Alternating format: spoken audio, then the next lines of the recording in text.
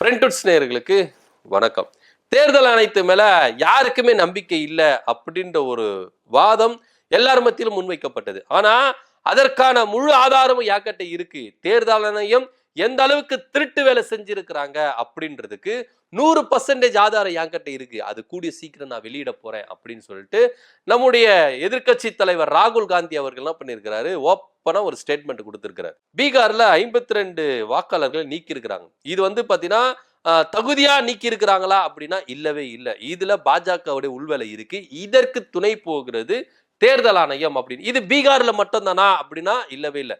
மகாராஷ்டிரா தேர்தல் நடக்கும் பொழுதும் அங்கேயும் அப்படிதான் நடந்திருக்கிறாங்க. இந்த வருடம் பீகார்ல தேர்தல் நடக்க போகுது. அதுக்காக முன்னெச்சரிக்கையான ஒரு நடவடிக்கையாக தான் 52 லட்சம் வாக்காளர்களை பாஜக தேர்தல் ஆணையத்தின் உதவியோடு நீக்கி இருக்கிறாங்க. இதுக்கான ஃபுல் ஆதாரம் என்கிட்ட இருக்கு அப்படின்னு சொல்லியிருக்கிறாரு. அது மாத்திரம் இல்லாம நாங்க தேர்தல் ஆணையத்துல வாக்குப்பதிவு நடந்ததுக்கு அந்த வாக்குப்பதிவையும் வீடியோவும் கொடுங்க அப்படின்னு சொல்லிட்டு எதிர்கட்சி தரப்புல இருந்து நாங்க முன்வைத்து கேள்விகளை கேட்டோம். லெட்டர் மேல லெட்டர் போட்டோம், கேஸ்கள் போட்டோம். ஆனா இந்த வீடியோவையும் பதிவையும் தரக்கூடாது அப்படின்றதுக்காகவே ஒரு விதியை வந்து உருவாக்கி இதுவரைக்கும் தேர்தல் ஆணையம் அந்த பதிவைகளையும் வீடியோக்களையும் தரமாட்டேங்கிறாங்க அப்படின்னு சொல்லிட்டு ஒரு குற்றச்சாட்டை முன் வச்சிருக்கிறாங்க.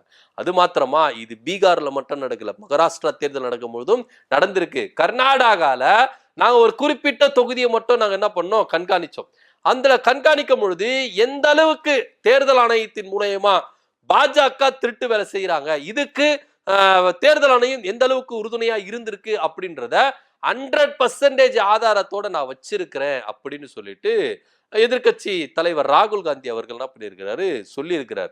உண்மையிலே இது சாத்தியமா அப்படின்னா ராகுல் காந்தி தரப்புல இருந்து சொல்லும் பொழுது அது சாத்தியமா இருக்குமோ அப்படின்னு சொல்லிட்டு தான் நம்மள வந்து என்ன பண்ணுறது யூகிக்க வைக்க வருது. ஏன்னா 50 வயது 60 வயது 65 வயது இந்த வயது உடையவர்களை என்ன பண்ணியிருக்காங்க, வாக்காளர்களா சேர்த்து இருக்கிறாங்க. ஆனா 18 வயசுக்கு மேல இருக்கிற தகுதி உள்ளவர்களை இவங்க இந்த வாக்காளர் பட்டியலிருந்து நீக்கி இருக்கிறாங்க அப்படின்ற ஒரு ஆதாரத்தை சொல்லியிருக்கிறாங்க.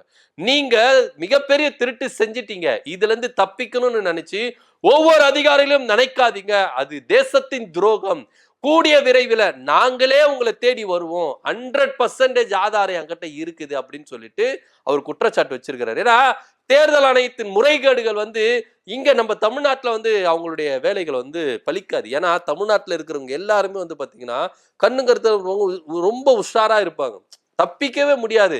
அது சொல்லுவாங்கல்ல, கண்ணுல விளக்கணை விட்டு பார்ப்பாங்க அப்படின்னு சொல்லுவாங்கல்ல, அந்த அளவுக்கு தேர்தல் ஆணையத்தினுடைய நடவடிக்கைகள் செயல்பாடுகள் எல்லாத்தையும் என்ன பண்ணுவாங்க, கண்காணிப்பாங்க. ஆனா இது வட மாநிலங்கள்ல ஈஸியா என்ன பண்ணிடுறாங்க, அது பண்ணிடுறாங்கன்னா அங்க இருக்கிற வளர்ச்சிகள் ஒரு காரணமாக இருக்கலாம் அப்படின்ற ஒரு விஷயமும் பார்க்கப்படுது. ஏன்னா ஈஸியா எல்லாரும் ஏமாத்திரலாம் அப்படின்னு நினைச்சுதான் பயங்கரமா ஏமாத்தி இருக்கிறாங்க, இப்போ வகையா மாட்டி இருக்கிறாங்க. அதாவது தப்பு செஞ்சவன் ஒருத்தனா அது துணை போனவன் மிகப்பெரிய தப்பு அப்படின்னு சொல்லுவாங்கல்ல, அது மாதிரி பாஜக ஒரு பெரிய தப்பு செய்தனா தேர்தல் ஆணையம் அதுக்கு துணை போயிருக்கு அப்படின்றதுதான் நிதர்சனமான உண்மையா இருக்கு. ஐயா ராகுல் காந்தி குறிப்பிட்டு கர்நாடகால ஒரு தொகுதியை மட்டும் கிட்டத்தட்ட 6 மாசம் என்ன பண்ணிருக்கிறாரு, கண்காணிச்சிருக்கிறாங்க. இந்த கண்காணிப்புல அந்த தொகுதியில இருக்கிறவங்க உண்மையிலே அந்த தொகுதியில இருக்கிறவங்க தான் ஓட்டு போடுறாங்களா, இல்ல அந்த தொகுதியில இருக்கிறவங்க இல்லாதவங்க ஓட்டு போடுறாங்களா அப்படின்றத கண்காணிச்சிருக்கிறாங்க. இவங்க எங்க இருந்து ஓட்டு போடுறாங்க, யாரு இவங்க, இவங்களுடைய டேட்டா பேஸ் என்ன அப்படின்றத முழுசா எடுத்திருக்கிறாங்க, ஆதாரத்தோடு எடுத்திருக்கிறாங்க. இப்போ கையும் களவமா மாட்டிருக்கு தேர்தல் ஆணையம்.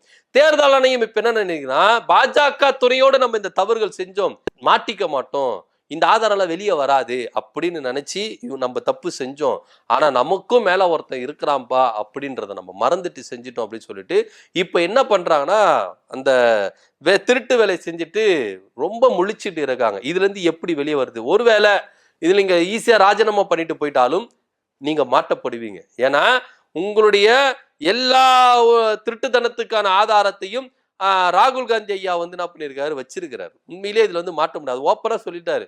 நீங்க இதுல இருந்து தப்பிக்கணும்னு நினைக்காதீங்க, இதுல நீங்க என்ன பண்ணிருக்கீங்க, முழுசா மாட்டிருக்கீங்க. அவர் என்ன சொல்லியிருக்கிறாரு, பொதுமக்களுக்கு நாங்க டைரக்டா கொடுப்போம், பிரஸ்ஸுகளுக்கும் கொடுப்போம், எல்லாருக்குமே கொடுப்போம். சோ இதன் விளைவாதான் பீகார்ல என்ன பண்ணிருக்கிறாங்க, இந்த 52 லட்சம் வாக்காளர்களை நீக்கி இருக்கிறாங்க. என்னன்னா அவங்களுக்கு தேவையான வாக்காளர்களை இதுல சேர்த்துறாங்க, தேவையில்லாதவங்களை நீக்கிடுறாங்க. இதுதான் பாஜக வந்து செயல்படுறாங்க. இது பீகார்ல மட்டும் இல்ல, மகாராஷ்டிரா தேர்தல் நடக்கும் பொழுதும் அப்படிதான் நடந்திருக்கு. ஒவ்வொரு மாநிலத்து தேர்தலையும் பாஜக இந்த மாதிரி தான் என்ன பண்றாங்க, விஷயங்கள் என்ன பண்றாங்க, கையாளுறாங்க. ஆனா இதுக்கு தேர்தல் ஆணையம் முழுசா என்ன பண்ணுது, உறுதுணையா இருக்கு. பாஜக செய்கிற சதி வேலைகளுக்கு, திருட்டு வேலைகளுக்கு தேர்தல் ஆணையம் துணை போகுது அப்படின்றது தான் ராகுல் காந்தியோட குற்றச்சாட்டா இருக்கு. இது மிகப்பெரிய ஒரு திருட்டுங்க. இந்தியாவில தேர்தல்கள் திருடப்படுகின்றன, வாக்காளர்களின் வாக்குகள் திருடப்படுகிறது அப்படின்றது தான் ஐயா ராகுல் காந்தியோட குற்றச்சாட்டா இருக்கு. ஒரு மாநிலத்தில இருந்து அந்த மாநிலத்தில் இருக்கிறவங்க, அந்த தொகுதியில இருக்கிறவங்க முறையான தகுதியா இருக்கிறவங்க ஓட்டு போடுறாங்கன்னா இல்லவே இல்லை. ஆனா வேற ஒருத்தருங்க அந்த ஓட்டை என்ன பண்ணிடுறாங்க, போட்டுறாங்க. அது எப்படி போடுறாங்க, ஏன் போடுறாங்க அப்படின்றத தான் நாங்க ஒரு 6 மாசமா என்ன பண்ணோம், கர்நாடகாவில் ஒரு தொகுதியை நாங்கள் என்ன பண்ணோம், ஃபோக்கஸ் பண்ணோம். அப்படி இருக்கும் பொழுது தான் கையுங்களும் மட்டும் இருக்கு. இதற்கான ஆதாரத்தை தேர்தல் ஆணையத்துக்கிட்ட நாங்கள் கேட்டோம்.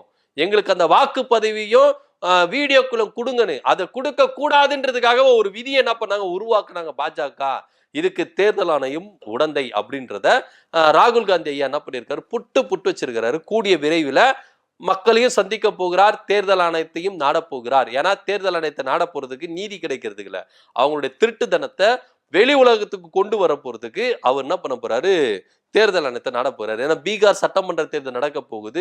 இந்த தேர்தல்ல பாஜக நிச்சயம் வெற்றி பெறணும், நிதிஷ்குமார் நிச்சயம் வெற்றி பெறணும் அப்படின்னு தான் பாஜக முழு மூச்சா வேலை செய்யறாங்க. ஒரு வேலைன்னா ஜெயிக்க மாட்டாங்க தெரிஞ்சு போயிடுச்சு. பாஜக பீகார்ல ஜெயிக்க மாட்டாங்க, தோக்கதான் போறாங்க, நிதிஷ்குமாரும் தோக்கதான் போகிறாரு அப்படின்னு. ஒருவேளை அங்க நிதிஷ்குமார் தோத்துட்டார்னா பாஜகவுக்கு தரக்கூடிய ஆதரவை நிதிஷ்குமார் திரும்ப பெற்றுவார். திரும்ப பெற்றுக்கொண்டார்னா இங்க பாஜக ஆட்சி கவிழ்க்கப்படும் அப்படின்ற ஒரு நிலைமையில தான் பாஜக என்ன நினைக்குதுன்னா, நிதிஷ்குமார் அங்க ஜெயிக்க வச்சிடணும் அப்படின்னு சொல்லிட்டு தான் அங்க பாஜக இந்த அளவுக்கு முயற்சிகள் எடுக்கிறாங்க, முறைகேடுல ஈடுபட்டு இருக்கிறாங்க. இந்த முறைகேடுக்கு தேர்தல் ஆணையம் ஜனநாயகத்தின் குரலாக இருந்து என்ன பண்ணும், ஒலிக்கணும், நடுநிலைமையா இருக்கணும். ஆனா இங்க பாஜகவுக்கு உறுதுணையா இருக்கு தேர்தல் ஆணையம் அப்படின்றதையும் நம்ம ராகுல் காந்தி அவர்கள் புட்டு வைக்க போகிறார். கூடிய விரைவில் மக்கள் மத்தியில அந்த ஆதாரத்தை கொடுக்க போகிறார். எந்தெந்த தொகுதியில முறைகேடுகள் நடக்கப்பட்டிருக்கு, இந்த 52 லட்சம் வாக்காளர்கள் தகுதி உள்ளவர்களா தகுதியற்றவர்களா, அதே போல இங்க பாஜக என்னென்ன முறைகேடுகள் பண்ணிருக்கு, தவறுகள் பண்ணிருக்கு, தேர்தல் ஆணையம் என்னென்ன முறைகேடுகள் உடந்தையா இருந்திருக்கு, இந்த திருட்டுத்தனங்களுக்கு உடந்தையா இருக்குது அப்படின்றத முழு ஆதாரத்தோட ராகுல் காந்தி அவர்கள் வெளிச்சத்துக்கு கொண்டு வர போகிறார் அப்படின்றதா பேசும் பொருளா இருக்கு. இதுல பாத்தீங்கன்னா இந்த அனௌன்ஸ்மெண்ட் வந்ததுல இருந்து ஒரு பக்கம் பாஜகவுக்கு அடி வயிற்றுல புளிய கரிச்சிருக்கு, இன்னொரு பக்கம் தேர்தல் ஆணையத்துக்கும் அடி வயிற்றுல புளிய கரிச்சிருக்கு. என்ன பண்ண போறோம் தெரியல. ஏன்னா இது வெளியே வந்துருச்சுன்னா அசிங்கம், கேவலம், ஜனநாயகத்தை படுகொலை செய்யறதுக்கான சமம் அப்படின்னு தான் ரொம்பவே என்ன பண்ணிருக்கு, பேசப்பட பொருளா இருக்கு. ஏன்னா இங்க ஒருத்தரை நீங்க காப்பாற்றணும், அதாவது உங்களுடைய சுயநலத்துக்காக நிதிஷ்குமாரை நீங்க ஜெயிக்க வைக்கணும், பாஜகவுடைய ஆட்சி கவிழக்கூடாது மத்தியில அப்படின்னு நிதிஷ்குமாரை ஜெயிக்க வைக்கணும் அப்படின்றதுக்காக ஒரு மாநிலத்தையே நீங்க இந்த அளவுக்கு முறைகேடு பண்றீங்கன்னா உங்களுடைய சுயநலத்துக்காக இந்திய மக்களை நீங்க எந்த அளவுக்கு கொண்டு போவீங்க அப்படின்றதுக்கு தான் இவ்வளோ வேலையும் என்ன பண்றாங்க பாஜக பண்ணிட்டு இருக்காங்க. ஏன்னா பாஜக நினைச்சதுதான் ஒருத்தவங்களை வேணும்னா வேணும், வேணானா வேண்டாம், தீக்கு போட்டு போயிட்டே இருப்பாங்க பாஜக. ஏன்னா அவங்களுடைய சரித்திரத்தை நம்ம எடுத்து பார்த்தாலே நல்லாவே தெரியும். ஸோ இப்படிப்பட்ட சூழ்நிலை தான் நிதிஷ்குமார் எப்படியாச்சுன்னா பீகார்ல ஜெயிக்க வச்சிடணும் அப்படின்ற ஒரு நோக்கத்துக்காக தான் தேர்தல் ஆணையத்தின் மூலமா வாக்காளர் சிறப்பு திருத்தத்தை கொண்டு கிட்டத்தட்ட 52 லட்சம் வாக்காளர்களை நீக்கி இருக்கிறாங்க. இந்த 52 லட்சம் வாக்காளர்கள் பாஜகவுக்கு எதிரானவங்க, நிதிஷ்குமாருக்கு எதிரானவங்க, காங்கிரசுக்கும் இந்தியா கூட்டணிக்கும் ஓட்டு போடுறவங்க அப்படின்றதையும் என்ன பண்ணிருக்காங்க, நிரூபிச்சிருக்கிறதா தகவலும் வந்திருக்கு. பொறுத்திருந்து பார்க்கலாம் என்ன நடக்குதுன்னு. எதிர்கட்சி தலைவர் ராகுல் காந்தி அவர்கள் தேர்தல் ஆணையத்தின் முறைகேடுகளை, திருட்டுத்தனத்தை நான் வெளி உலகத்துக்கு கொண்டு வர போறேன், அதற்கான முழு ஆதாரமும் என்கிட்ட இருக்கு, 100% ஆதாரம் என்கிட்ட இருக்கு, கூடிய விரைவில் கொண்டு வரேன் அப்படின்னு சொல்லி இருக்கிறாரு. இதை பத்தியோட கருத்து என்ன அப்படின்றத கீழே கமெண்ட் பண்ணுங்க. நன்றி, வணக்கம்.